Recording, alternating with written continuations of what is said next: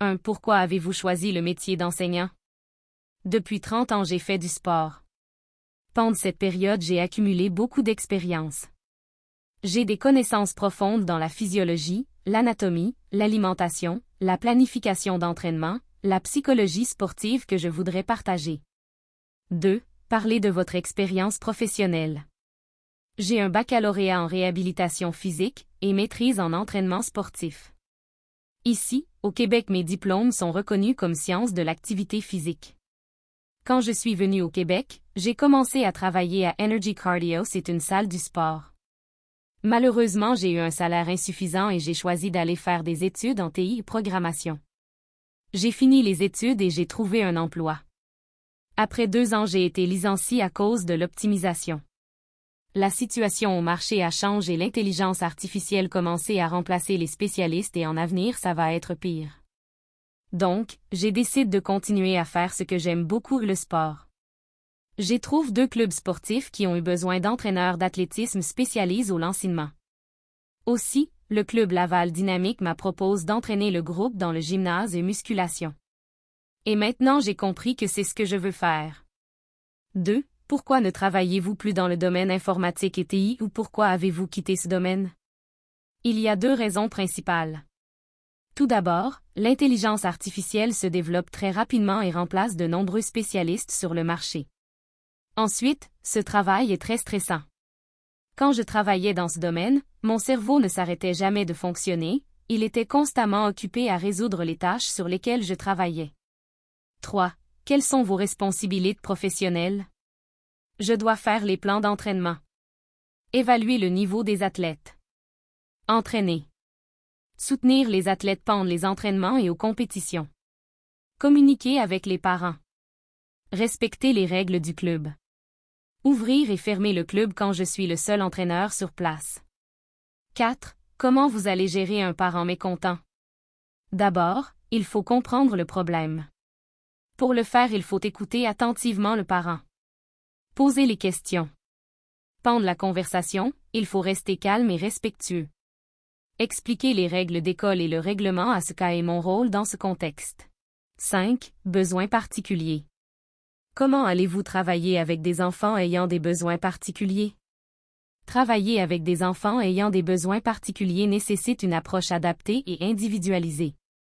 Tout d'abord, je m'efforcerai de comprendre les besoins spécifiques de chaque enfant en discutant avec les parents, les enseignants spécialisés ou les professionnels de la santé qui les accompagnent.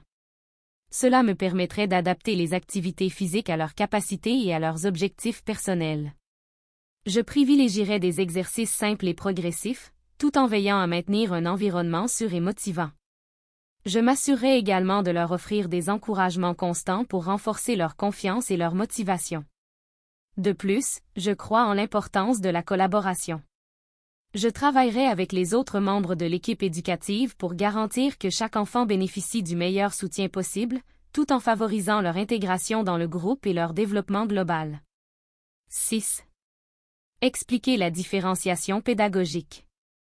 Chaque élève est une personne unique avec son propre rythme d'apprentissage. Parfois, il suffit d'expliquer autrement, parfois, il faut simplement simplifier le mouvement. Si les élèves rencontrent des difficultés avec un exercice, il faut le remplacer par un exercice qui développe la même compétence. 7. Comment vous allez gérer la gestion de classe?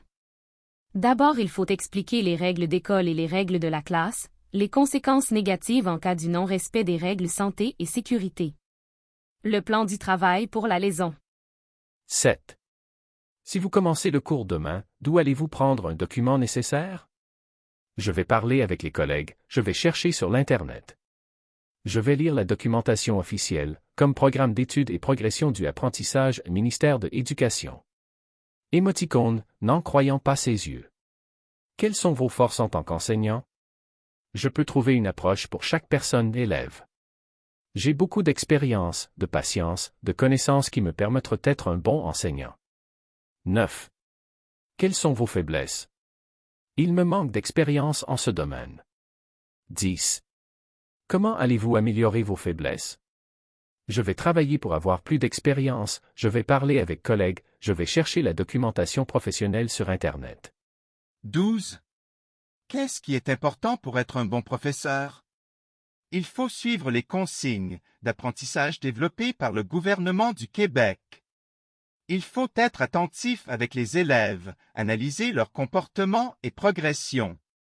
Avoir l'expérience et vouloir apprendre. 13. Comment allez-vous gérer une situation conflictuelle?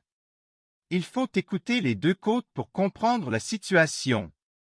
Après, regardez suivre les règles d'école de la classe.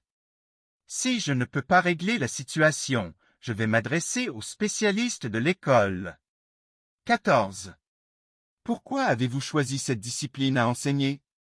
Quand j'ai commencé à entraîner les gens dans le club, j'ai compris que je veux partager mon expérience avec les gens, leur montrer ce que signifiait le sport, les avantages du sport. 15. Quelles difficultés pensez-vous avoir à enseigner aux élèves du secondaire? J'ai jamais travaillé avec les gens élevés avec des besoins particuliers au Québec. 16. Comment allez-vous évaluer vos élevés? Je vais m'appuyer sur les documents officiels tels que le Code d'évaluation de apprentissage. L'expertise de mes collègues si nécessaire.